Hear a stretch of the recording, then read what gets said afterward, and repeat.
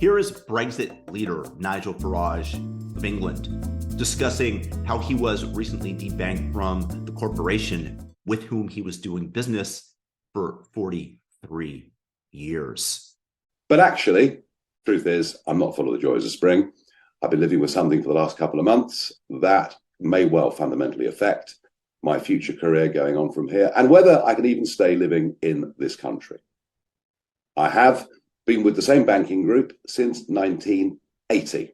I've had my personal accounts with them since that date and my business accounts right through the 1990s when I worked in the City of London and in recent years too.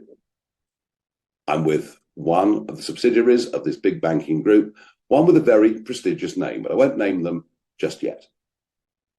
I got a phone call a couple of months ago to say, we are closing your accounts. I asked why. No reason was given. I was told a letter would come which would explain everything. The letter came through and simply said, we are closing your accounts. We want to finish it all by a date, which is around about now. You have to be able to predict where the puck is going. As the great one, Wayne Gretzky, says in hockey, it is the key to success, not where the puck is, where it's going.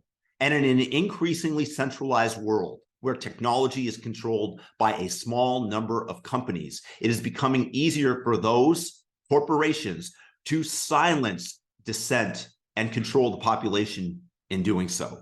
This is evident in the recent cases where Amazon, Airbnb, PayPal, and banks, like in Britain, have shut down accounts or services for people who hold unpopular political views. And it was also done, of course, by Trudeau in Canada when the government shut down access for people who were supporting the truckers movement in Canada, the Freedom Convoy.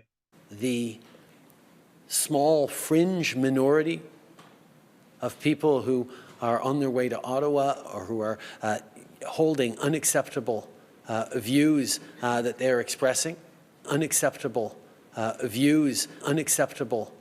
views.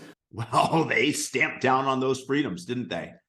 This, by the way, when the corporations do it, is completely anti-capitalist. These companies are either being coerced by the government to enact these policies, or they are doing so on their own accord, where they value virtue signaling and gaining favor with the political establishment over profits. Either way, this is a dangerous trend towards fascism, which is the combination of government and state, which threatens our freedom of speech and our right to participate in the free market. These political elites will continue to gain and exert control using these methods. And that is why, my friends, we have a peer-to-peer digital payment network that the government cannot control. Bitcoin is the only such network which exists. The government will have an incredibly difficult time seizing your Bitcoins. Unlike your bank account, which can be shut down or frozen, your Bitcoins are stored in a secure wallet offline that the government cannot reach, which only in theory you can control. You can send them your store of wealth, your Bitcoin, to anyone at any time, anywhere in the world, without needing the permission from any government or financial institution.